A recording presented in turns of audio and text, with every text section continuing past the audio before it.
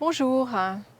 Alors aujourd'hui, je vais aborder une nouvelle polarité, intuition et instinct. C'est assez intéressant parce que ça aussi c'est une polarité. Et puis ce qui est très important, c'est de ne pas confondre l'intuition et l'agitation émotionnelle.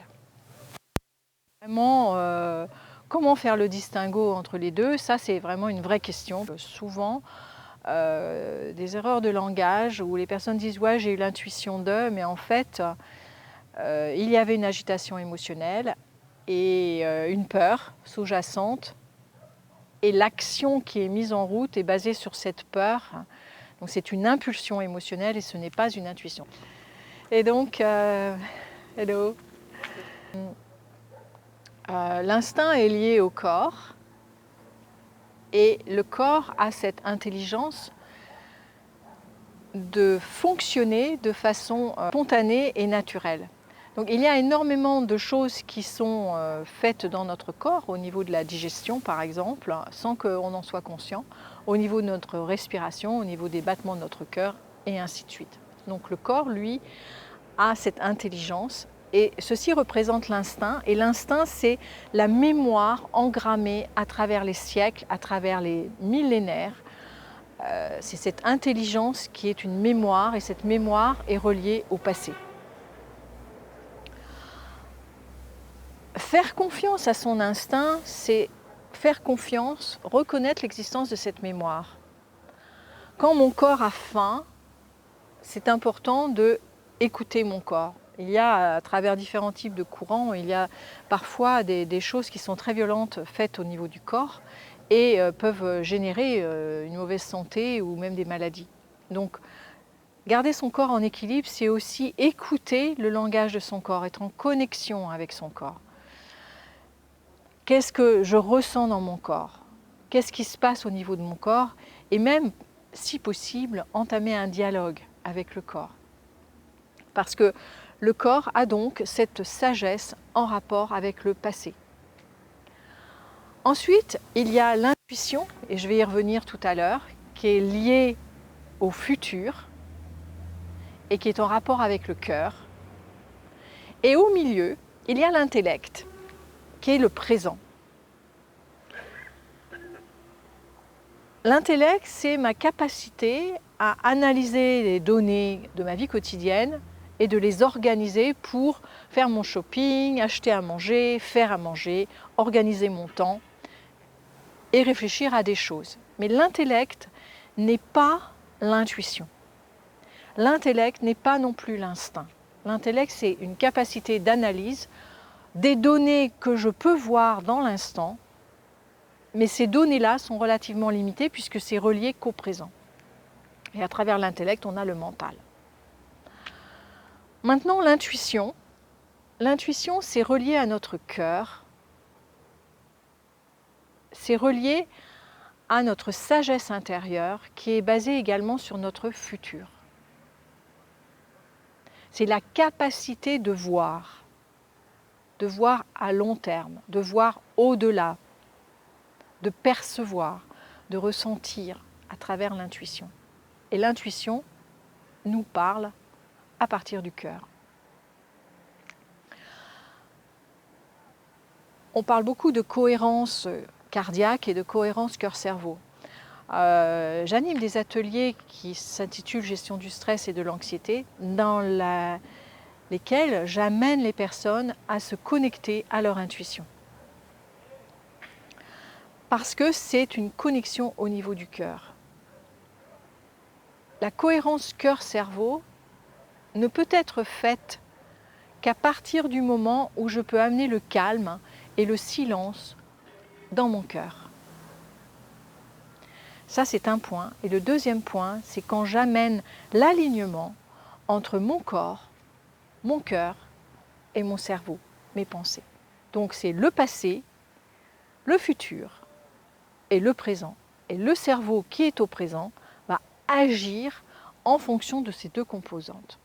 Va me ramener dans le présent et va agir en fonction des données qu'il reçoit à la fois du corps et à la fois du cœur. des personnes parfois me demandent mais comment accéder à son intuition, ça c'est une chose, et d'autre part, comment reconnaître que ce que je ressens, ce qui se passe au niveau de mon cœur, c'est de l'intuition. Donc la cohérence cœur-cerveau est un outil exceptionnel parce que c'est un outil de respiration, c'est un outil qui nous permet tout d'abord de faire le calme, d'une part, ensuite de détendre le corps, donc le corps s'aligne, s'apaise et s'il y a des tensions dans le corps, elles se libèrent.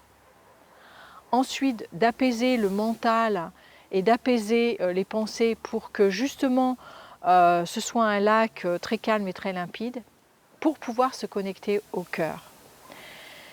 Et par le cœur, entrer dans une méditation, dans un silence intérieur, dans un calme intérieur. C'est quelque chose qui est vraiment comme un grand silence, comme une grande paix. À ce moment-là, dans cet instant-là, rien n'existe vraiment, c'est le silence le plus total. Et dans ce silence-là, et dans cet alignement corps, cœur, cerveau, je peux, si je pose une question à mon cœur, percevoir une réponse. Des mots. Ce ne sera pas une réponse par le mental ou par l'intellect qui va m'expliquer par A plus B quelque chose. Ça va être une perception, une image, un symbole. Et peut-être qu'à l'issue d'une méditation de cet ordre-là, je n'aurai absolument pas de réponse. Les réponses viendront plus tard, par l'effet des synchronicités.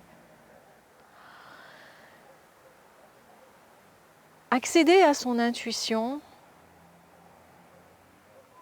c'est entrer en contact avec son âme, c'est dialoguer avec son âme, qui va nous indiquer le chemin à prendre dans les différentes décisions que nous avons à faire dans notre vie. Ça peut être des décisions toutes simples, comme des décisions beaucoup plus complexes, comme des choix beaucoup plus difficiles.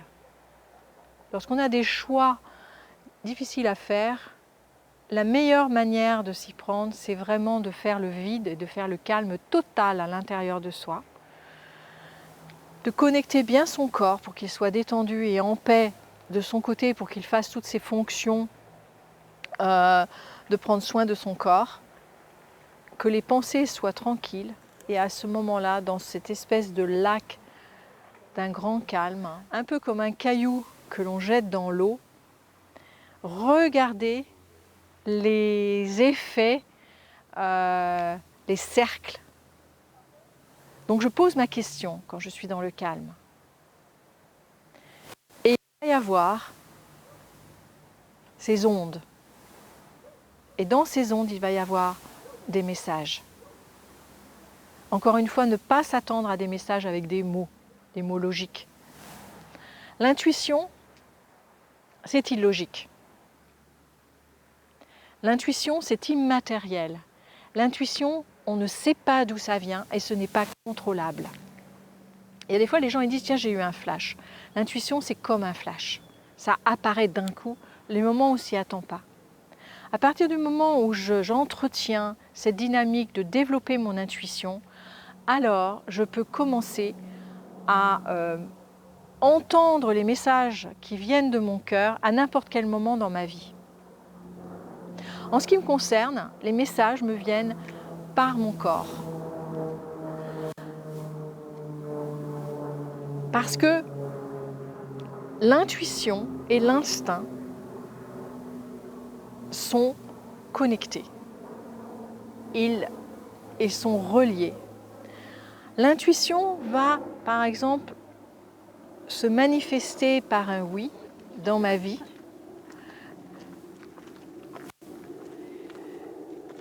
Et je vais sentir comme une ouverture, comme une expansion. Quelque chose qui se détend, quelque chose qui se relâche. Ou bien lorsque je jette mon petit caillou dans l'eau, les ondes qui vont se propager, si ce sont des noms, il va peut-être y avoir un ressenti comme une contraction, comme une fermeture. Et ces messages-là, ils passent par le corps. Parce qu'il y a deux éléments dans notre vie qui ne mentent jamais, c'est le corps et le cœur. Le corps, il a son travail depuis le début des temps. On le voit chez les animaux, on les voit chez les plantes, on les voit dans tous les règnes. La matière fait son travail. Elle ne ment jamais. Elle sait ce qu'elle a à faire, elle ne se pose pas de questions, elle le fait. L'intuition qui est reliée à l'esprit, qui est reliée à l'immatériel, qui est reliée à la source de tout ce qui existe, à l'origine de tous les mondes, elle ne ment pas non plus, parce que si elle mentait, ça serait le chaos dans l'univers. Donc l'intuition, c'est la reliance à la source. Et ça se passe par le cœur. Quand l'intuition descend dans mon cœur, elle se manifeste dans mon corps et le message arrive dans mon corps. Quand ça arrive dans mon corps, je sais que ça ne ment pas. Je sais que c'est juste. Par contre, quand ça arrive dans ma tête avec des pensées bien logiques et bien rationnelles, là, je peux me dire, il y a eu un petit court-circuitage quelque part dans le rouage.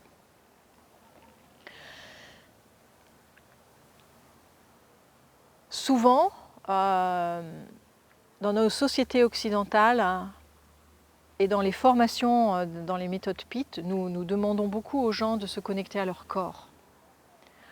Quand ils contactent une émotion dans les libérations émotionnelles et justement les agitations émotionnelles, qui était donc le titre de cette vidéo, c'est comment faire la différence entre l'intuition et l'agitation émotionnelle. Donc pour d'abord accéder à son intuition, il faut libérer toutes les émotions, toutes les agitations émotionnelles. Et nous demandons de connecter cela au corps. Plus nous développons une capacité à savoir où ça se passe et comment ça se passe dans notre corps, alors à ce moment-là, le corps, lui, va prendre en charge ces informations pour revenir lui-même en équilibre. Une fois que je peux réconcilier mon instinct et mon intuition, alors c'est un alignement dans l'instant présent. Et mon intellect va avoir le rôle idéal pour mettre en œuvre, mettre en place ce que je dois faire dans mon quotidien au niveau de la matière, au niveau des actions à mettre en place. L'instinct, à travers mon corps, possède une très grande sagesse que je ne dois pas mettre de côté. Nous sommes dans une société où nous nions le corps. À travers les religions, nous avons nié le sexe, donc tout ce qui est lié au corps. Tout ceci fait partie des fonctions naturelles du corps. À chaque fois que l'on a réprimé quelque chose au niveau du corps, ça a engendré des abus, ça a engendré des déviances. Donc revenir au corps, revenir à l'écoute de son corps et des besoins de son corps est primordial, sans interdit, sans préjugés, sans tabou. À ce moment-là, il va y avoir une grande ouverture et une grande libération de l'énergie dans le corps,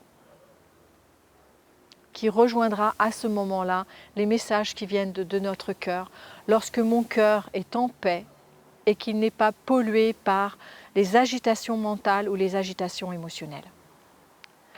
Donc dans les méthodes PIT, à travers toutes nos formations, nous travaillons énormément au niveau de ces agitations émotionnelles et au niveau de la reconnexion au niveau du corps.